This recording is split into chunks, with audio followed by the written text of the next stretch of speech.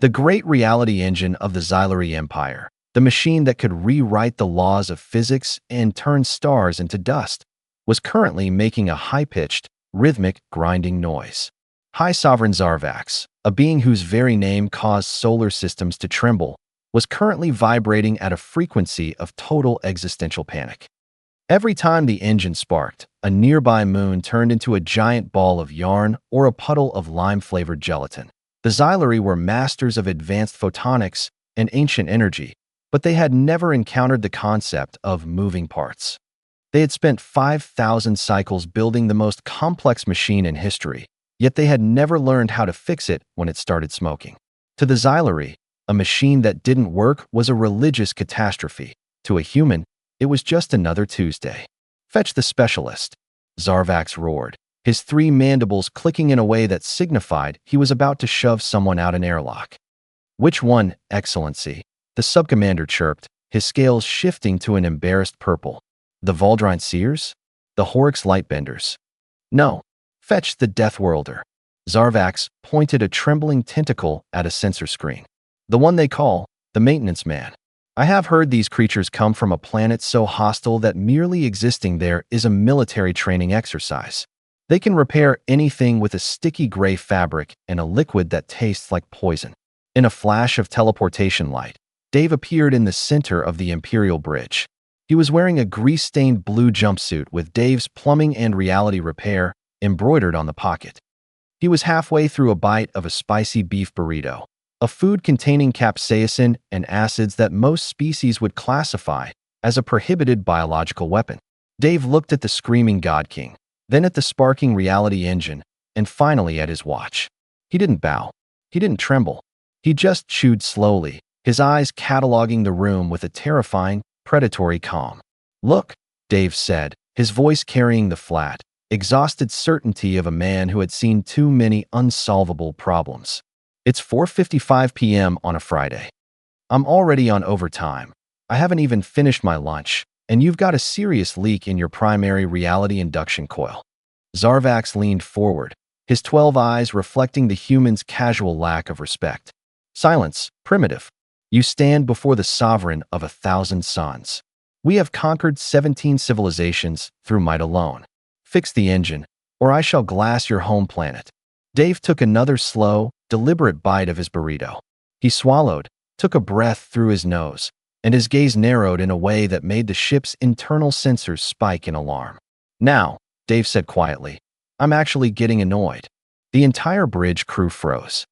Every species in the galaxy that had been around humans long enough knew the Annoyance protocol. It was the final warning before a human stopped being a diplomat and started being a disaster. Zarvax, fueled by arrogance and a lack of proper intelligence reports, didn't back down. "You are one soft, bipedal creature. What could you possibly do against the combined might of the Xylari Empire?" Dave didn't answer with words. He set his burrito down on a 1,000,000-credit tactical console, reached into his tool belt, and pulled out a small, pressurized metal can with a red straw taped to the side. The Xylari tactical officers immediately raised their shields, convinced it was a high-yield thermal detonator. But as Dave stepped toward the reality engine, the ship's computer let out a frantic warning. A massive human fleet had just dropped out of slip space at the edge of the system, not for war, but for something much more terrifying. The bridge of the Xylari flagship, a vessel capable of erasing civilizations, was suddenly filled with the sound of several hundred alarms screaming in a discordant, panic-inducing symphony. The holographic displays turned a violent shade of red as the long-range scanners struggled to count the incoming human vessels. They weren't jumping in with the elegant, silent precision of Xylari warships. They were tearing into real space with the sheer, stubborn momentum of a species that had spent its history fighting gravity and physics just to see what was on the other side of the hill. "The human battle fleet," the subcommander shrieked, his antennae vibrating so hard they threatened to shatter. "They have come to defend their operative. They are preparing a demonstration of creative disassembly." Zarvax gripped his command throne, his 12 eyes wide with a mixture of fury and the cold, sinking realization that he had drastically miscalculated the softness of the biped in front of him. "So be it. If we are to fall, we shall take their sun with us." Target the human fleet. Prepare the reality engine to fire. Dave didn't look at the tactical screens. He didn't even look at the God King. He was too busy shaking the blue and yellow metal can, the rhythmic clack-clack-clack of the mixing ball inside echoing through the silent, terrified bridge. He positioned the red straw against a glowing, pulsating induction coil that was currently leaking purple reality-warping fluid onto the floor. "I wouldn't do that if I were you," Dave said, his tone as flat and professional as an insurance adjuster evaluating a house fire. "The human fleet isn't here to shoot at you." "Well, not yet. They're the audit team." Zarvax froze. "The what?" "The Human Interstellar Insurance and Safety Inspectorate," Dave clarified, finally pressing the nozzle. A sharp, chemical hiss filled the room as a jet of what the xylary sensors classified as a high-volatility, non-polar lubricant coated the ancient engine. To the xylary, who used bioorganic energy, the smell was an olfactory assault, a toxic, artificial scent that shouldn't exist in a civilized galaxy. "You see," Dave continued, ignoring the gasping aliens, "every time you people fire a doomsday weapon in this sector, it messes with the subspace premiums for the human merchant guilds. You've been flagged for 3 unauthorized star-cracking events and 1 unforeseeable temporal anomaly. That massive fleet out there, that's 4,000 legal clerks, 600 structural engineers, and 2 very bored admirals who are looking for an excuse to write off your entire empire as a tax-deductible liability." As Dave spoke, the Starcracker made a series of wet, metallic clicks. The grinding stopped. The purple sparks died down. The upbeat elevator music that had been playing since the glitch began suddenly transitioned into a pleasant ping. "There," Dave said, wiping his greasy hands on a rag that looked like it had survived 3 world wars. "She'll hold for now. But you've got a serious problem, Zarvax." Zarvax stood, his pride attempting to reassert itself even as his ship's computer informed him that the human audit fleet had successfully established a complete blockade of his home system without firing a single shot. "A problem? The engine is silent. The leak is sealed. We have the power of the gods once more." Dave let out a short, sharp laugh, the kind of laugh that meant someone's brain had finally given up on processing reality. He pointed his rag at the reality engine's central core, where a small, metal plate was now visible under the grease and grime. "That's not a reality engine, buddy," Dave said, his smile showing too many teeth. "I recognize the serial number. This is a Mark IV high-efficiency solar desalinator.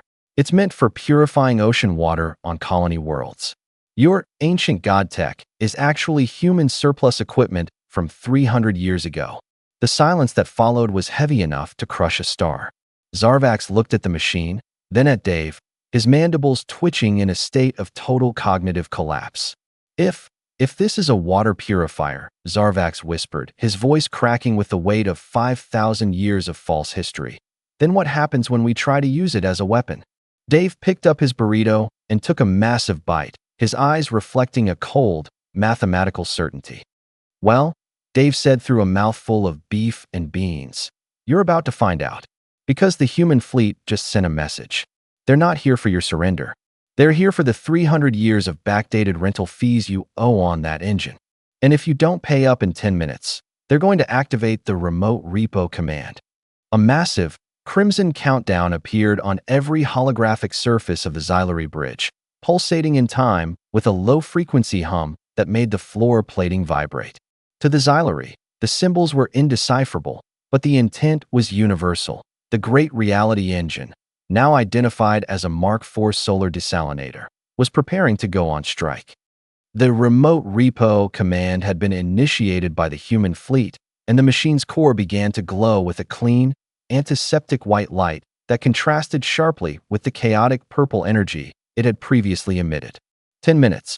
High Sovereign Zarvax shrieked, his feeding tentacles curling in absolute terror as he watched his empire's source of all power begin to power down. "You cannot do this. This device is woven into our theology. It is the cornerstone of our tactical superiority." Dave didn't look up from a small, battered data pad he had pulled from his jumpsuit. He tapped a few buttons, his expression shifting from annoyed to actively critical. He began walking around the bridge, tapping the xylary's unstoppable plasma cannons with a heavy-duty wrench. Cornerstones don't usually have this much rust on the primary intake valves, Dave muttered, his voice echoing in the stunned silence of the war room. And these cannons? You call these world eaters? I call them a Class 4 fire hazard. Look at this wiring. It's held together by prayer and what looks like solidified grape juice. The Xylary High Command, a group of generals who had conquered 17 star systems through sheer intimidation, stood frozen. They had spent their lives believing their technology was a gift from the gods, but Dave was treating their flagship like a condemned apartment complex. One general, a 9-foot-tall reptilian veteran with more battle scars than scales, stepped forward, his claws unsheathing with a metallic rasp. Enough of this mockery, the general roared, his voice vibrating with the predatory fury of an apex hunter. I have reduced planets to rubble with these hazards. I will not be lectured by a creature who carries a bucket of grease. Dave stopped his inspection and looked at the general. He didn't reach for a weapon. He didn't even drop his wrench. He just took a slow breath through his nose, his eyes focusing on the general's throat with a cold, biological intensity that suggested he was calculating exactly how many pounds of pressure it would take to collapse it. You see, that's your problem, General, Dave said, his voice dropping to a theatrical whisper that somehow carried further than the alien's roar. You think this is about who's bigger, but the human audit fleet out there? They don't fight with ships. They fight with mathematics. While you were posturing, they've already remotely accessed your environmental controls. I'm not here to fight you. I'm here to decide if it's even worth the paperwork to keep you alive. Dave tapped his data pad, and suddenly, the bridge's temperature plummeted 10 degrees. The unstoppable plasma cannons let out a sad, wheezing sound and powered down, their firing mechanisms locked by a remote software update. Your ultimate weapon is currently being billed for 300 cycles of illegal energy siphoning, Dave continued, stepping into the general's personal space without an ounce of fear. And this bridge, it's not an Imperial command center. It's a liability. No emergency exits, no secondary life support, and I'm pretty sure that Throne of Eternity is blocking a main ventilation duct. That's a 3 million credit fine right there. Zarvax collapsed into his throne, his 12 eyes blinking in sequence as he watched his military pride be dismantled by a man with a clipboard. What do you want? We cannot pay 300 cycles of rent in 10 minutes. Dave looked at the countdown, 1:30. He took a final bite of his burrito, chewed thoughtfully, and looked toward the reality engine core, which was now vibrating so hard it was blurring reality around it. Well, Dave said, tossing his burrito wrapper into a nearby photon collection bin, there is one alternative. But you're not going to like it. Human technology has a very specific emergency clause for non-payment. Anything. Zarvax screamed as the engine emitted a blinding flash of light. Name the clause. Dave smiled, and for the first time, it wasn't a bored smile. It was the smile of a predator that had just finished a long, successful hunt. It's called the Mandatory Update Protocol, Dave said. Since you can't pay the rent, the machine is going to revert to its factory settings. And since this entire ship was built around the machine's energy output, the countdown hit 0:05. The floor plating beneath them began to dissolve into pure water. The High Sovereign scrambled to the top of his glowing gold command console as the floor of the Imperial Bridge completed its transition from solid alloy to room-temperature salt water. Around him, the 12-eyed generals of the Xylary Empire were flailing in the sudden deluge, their heavy ceremonial armor acting as an anchor rather than a defense. The reality engine, the centerpiece of their entire civilization, was no longer humming with the mystery of the cosmos. It was gurgling. Dave remained standing exactly where he was, his magnetic boots locked firmly to a secondary support strut that hadn't yet been processed by the factory reset. He checked his watch again, then looked down at Zarvax, who was clinging to the Throne of Eternity like a terrified barnacle. You see, this is the problem with using non-standard hardware, Dave said, his voice cutting through the sounds of splashing and alien screams with a terrifyingly calm, professional clarity. The Mark IV was never designed to power a Class 12 dreadnought. It's a low-energy, high-volume irrigation unit. When it reverts to factory settings, it assumes it's back on a human colony world in the middle of a drought. Its first priority? extracting every available molecule of hydrogen and oxygen from the surrounding structure to create a reservoir. "Stop it!" Zarvax shrieked, his voice climbing several octaves as a wave of reclaimed seawater splashed over his mandibles. "Call off your fleet. We will pay. We will sign any treaty. Just return our ship to its solid state." Dave tapped his datapad, and a massive holographic terms and conditions document materialized in the air, scrolling at a speed that was biologically impossible for a Xylari to read.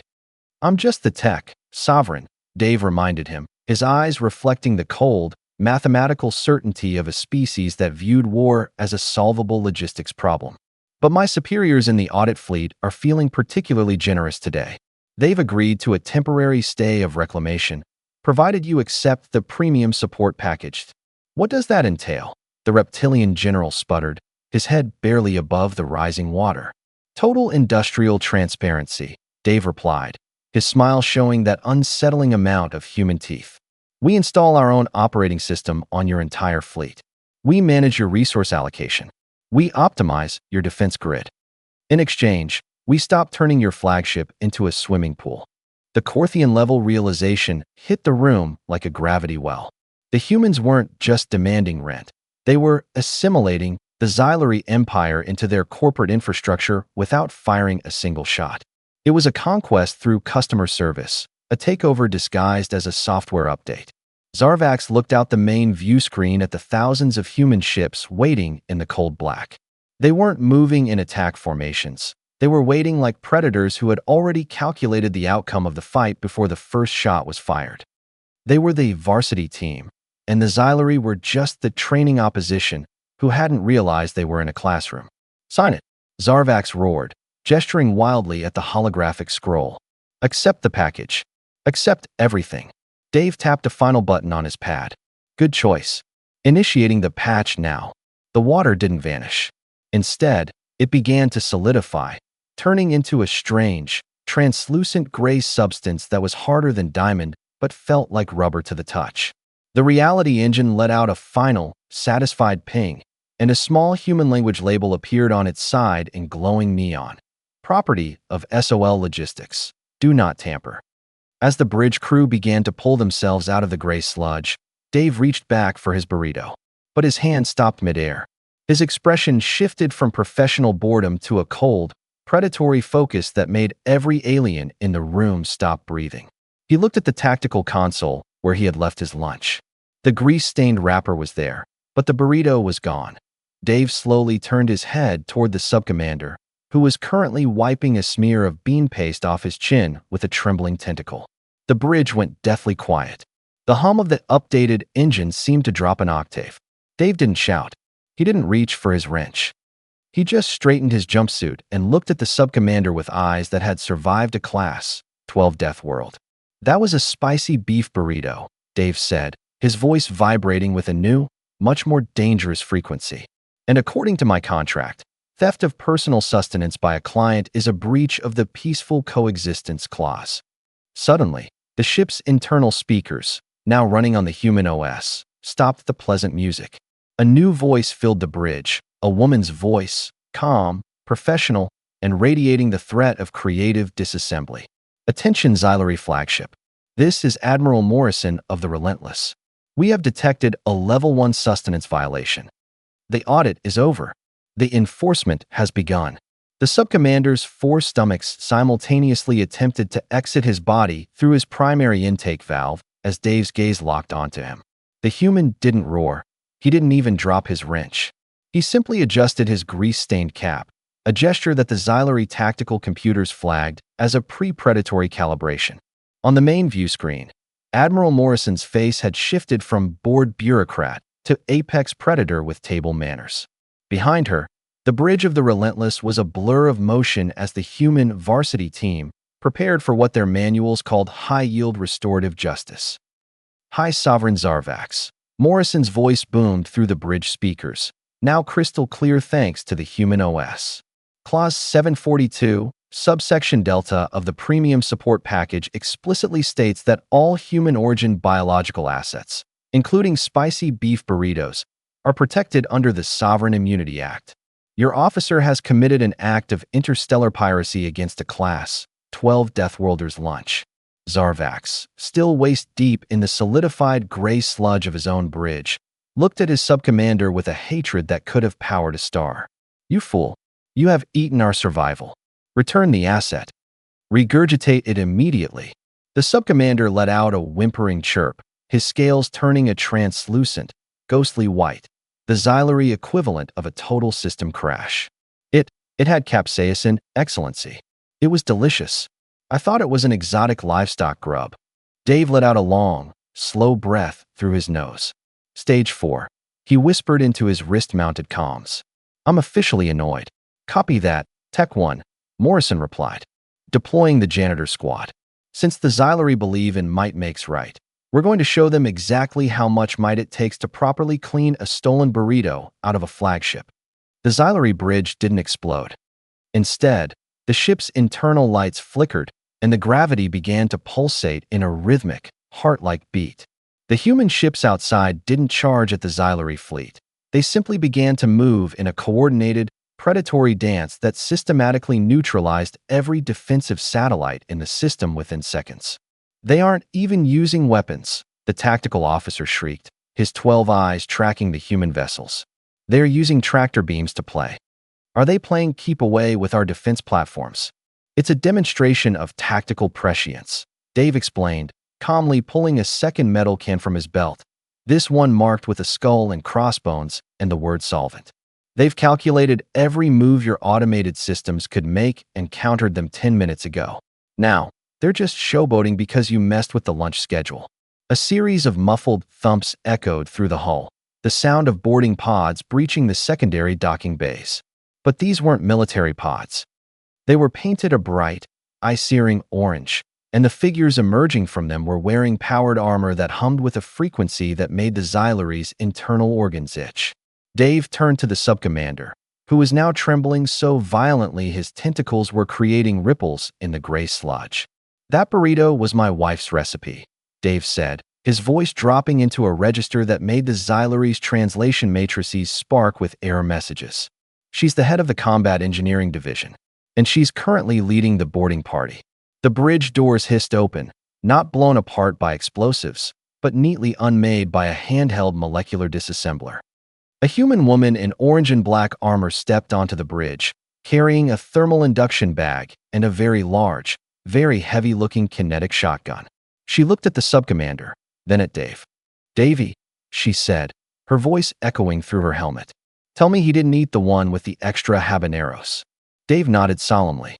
The woman turned her gaze towards Sovereign Zarvax, who was currently trying to hide behind his own 12-eyed guards. She didn't fire. She simply reached into her armor and pulled out a small, glowing disc. Sovereign, she said, her voice carrying the weight of 1,000 star systems. I am Specialist Sarah Miller. You've just triggered the relocation and re-education subroutine. Because if you can't respect a man's lunch, we can't trust you with a galaxy. She dropped the disc into the sludge. The gray substance immediately began to glow a deep, ominous violet. What is that? Zarvax gasped, his eyes focusing on the pulsating light. It's the Total Recall Command, Sarah replied, a predatory smile visible through her visor. We're not just taking the engine back. We're taking the space it occupies. All of it. Suddenly, the walls of the flagship began to turn translucent, revealing the terrifyingly close human fleet waiting in the void. The violet light emanating from the Total Recall disk pulsed with a frequency that systematically bypassed every shielding protocol on the xylary bridge. High Sovereign Zarvax watched, paralyzed, as the atoms of his command console began to vibrate in sympathy with the human device. This was not the chaotic fire of plasma or the messy impact of kinetic slugs. This was the clean, cold mathematics of a structural foreclosure performed at a molecular level. Sarah Miller adjusted the grip on her heavy kinetic shotgun, her HUD projecting a 3D wireframe of the flagship that was rapidly turning from solid white to transparent red, indicating assets pending repossession. Davey, the thermal bag is still in the boarding shuttle, she said, her voice crackling over the internal bridge speakers, which were now perfectly tuned to human vocal ranges. If we don't move in 3 minutes, The atmospheric seals on this junk heap are going to revert to open-air status per the non-payment protocols. I'm coming. I'm coming, Dave grumbled, finally prying his magnetic boots from the solidified gray sludge. He turned back to Sovereign Zarvax, who was now weeping from 6 of his 12 eyes as his throne of eternity began to dissolve into a fine mist of recycled carbon. Look, don't take it personally, Your Majesty. It's just the janitor protocol. When you stop paying the bills, the universe stops acknowledging your existence as a legal tenant. The subcommander, the individual who had committed the sustenance violation by consuming Dave's spicy beef burrito, let out a final, desperate shriek as the floor beneath him simply ceased to exist. He didn't fall into the void. He remained suspended in a violet stasis field, his physical form being compressed into a data stream for mandatory species re-education. The audit is complete. Admiral Morrison's voice echoed from the void beyond the now translucent hull walls. We have found 47,000 safety violations, 300 cycles of unpaid rent, and 1 count of illicit burrito theft. Sovereign Zarvax, your empire is now officially a subdivision of the Sol Logistics and Maintenance Department. Outside, a vessel larger than the Xylary home planet, a gargantuan, boxy monstrosity labeled SOL Reclaimer, began to unfold its massive harpoon arrays. It wasn't a warship designed for glory, it was a cosmic tow truck. It moved with the patient, calculating grace of a predator that had already calculated the outcome of the struggle before it began. Wait! Zarvax screamed, reaching out for the disappearing air as his flagship began to fold in on itself like a piece of cosmic origami. If you take the ship, what happens to my people? Where will we go? Sarah Miller looked at her husband, then back at the terrified God King. Well, she said, checking the tactical chronometer on her wrist. According to the fine print you just signed, you've all been enrolled in a mandatory species-wide identification training program. And your first assignment is cleaning the restrooms at Waypoint Delta 7. As the violet light engulfed the entire bridge, Dave realized something that made his blood run cold. He'd left his favorite, grease-stained wrench resting on the reality engine's core. Sarah, the wrench. Stop the repo. That's a custom-fitted vanadium alloy. Too late, Davy. Brace for transition.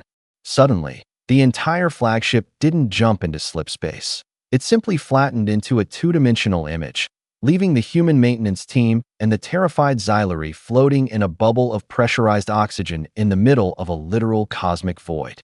And that's when they saw the second human fleet. The one that wasn't here to audit, but was carrying thousands of crates of standard-issue janitor uniforms. But as the tow ship's harpoon locked onto their stasis bubble, a proximity alarm blared. Something else had been hiding in the shadows of the unmade flagship, something that the Xylary had been keeping locked in a vault even they were afraid to scan. Dave and Sarah watched as the violet light of the Total Recall field flickered against the translucent, two-dimensional remains of the Xylary vault. The Xylary High Sovereign, still suspended in the stasis bubble, let out a clicking sound of pure, unadulterated dread as the vault door, a slab of god metal they had never dared to scan, began to unmake itself. A sound began to leak out, a pitch reserved for catastrophic security breaches or hull fractures. It was a horrible screeching noise, something that seemed to vibrate the very atoms of the gray sludge surrounding them. "Oh no," Dave whispered, his eyes widening in a way that had nothing to do with insurance premiums or backdated rent. "No, no, no." Sarah Miller's orange and black armor hummed as her scanners finally pierced the vault's interference. Her face went through several colors that were not biologically possible for a human species. Out of the dissolving shadows of the vault, a small, pale creature wrapped in colorful fabric emerged, making a noise that made a plasma firefight seem quiet. "Excellency," the Xylary subcommander chirped, pointing a trembling tentacle toward the screamer. "The exotic livestock. The Bulvation grub we purchased from the black market at Station 47. That's not a grub, you idiot." Sarah Miller barked, her hand tightening on her shotgun, though her aim was shaking. "That is a human infant, approximately 8 months old, healthy, terrified, and absolutely going to be the death of us all." Dave looked at the High Sovereign with an expression usually reserved for watching someone try to drink molten metal. "You bought a human child? From a black market vendor? and brought it onto a ship powered by a stolen water purifier. The infant, apparently displeased with being discussed like cargo, chose that moment to increase its volume by at least 40 dB. It was a tactical screaming campaign. Its tiny face turned an alarming shade of red, which in human biology meant it was either dying or extremely angry, possibly both. "You have no idea what you've done," Dave hissed, as the soul reclaimer above them began to sound a priority alpha alarm. Humans have this terrifying biological imperative called parental instinct. When you threaten our young, we don't negotiate. We don't bargain. We just turn everything within a 5-parsec radius into a debris field. The infant's scream hit a specific harmonic frequency with the factory reset sludge. The gray substance, which had been turning the flagship into a reservoir of water, suddenly began to warp. It wasn't turning back into metal. It was morphing into something more Deathworld in nature: thorny vines, toxic moss, and jagged, atmospheric pressure-resistant stone. The stasis bubble began to crack under the pressure of the infant's volume. The soul reclaimer's tow harpoon let out a metallic groan as it struggled to hold the unmade flagship together. "Davy," Sarah said, her voice trembling over the comms. "The fleet. They're not just repossessing the ship anymore. Look at the scanners." Dave looked at his data pad. The human fleet, previously a collection of legal clerks and auditors, had suddenly rearranged itself into a formation that reminded Dave of a compressed neutronium blade. They weren't auditing. They were hunting. "Attention all Xylary personnel." The voice of Admiral Morrison boomed, but it was no longer professional. It was cold, rough, and promised creative disassembly. "You have exactly 5 minutes to hand over the child unharmed. If she has so much as a scratch, I will personally ensure your ship becomes a case study in how to glass a planet from the inside out." But the child wasn't waiting to be handed over. As her red-faced screaming reached a crescendo, the violet reality field around the vault shattered. The infant gripped a piece of the dissolving reality engine with a powerful grasp reflex, and for a split second, the human child was the one controlling the factory reset. A massive, translucent projection of a nursery appeared in the middle of deep space, 10,000 miles wide. "She's hungry," Dave whispered, watching as a giant spectral bottle began to materialize over the Xylary home world. The spectral bottle, 10,000 miles of glowing translucent light, descended toward the Xylary homeworld with the unstoppable momentum of a planetary collision. On the capital planet below, billions of 12-eyed citizens looked up in a state of religious and existential collapse. Their great reality engine, the source of their 5,000-year dominance, had not only turned into a water purifier, but was now responding to the cries of a human infant by attempting to irrigate the entire sector with giant nursery supplies.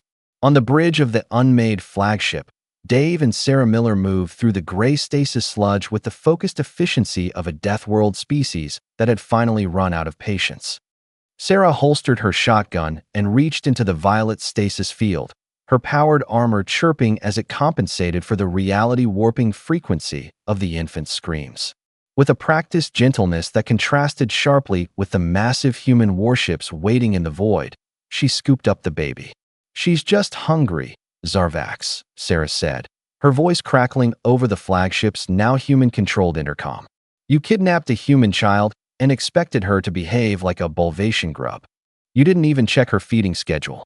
Dave turned to High Sovereign Zarvax, who was currently floating in the brine of his own dissolved throne, his mandibles clicking in a rhythmic whimper. The God King of the Xylary Empire was no longer a conqueror. He was a safety violation waiting to be processed. "The remote repo is complete, Sovereign," Dave said, tapping a final sequence into his grease-stained datapad.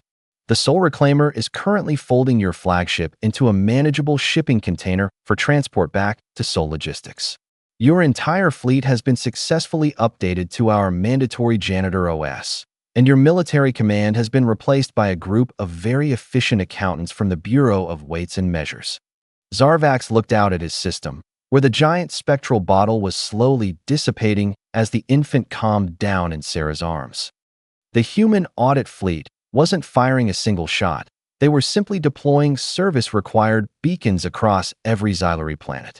We are to be janitors," Zarvax whispered, his 12 eyes welling with the realization that his empire had been defeated by a customer service agreement.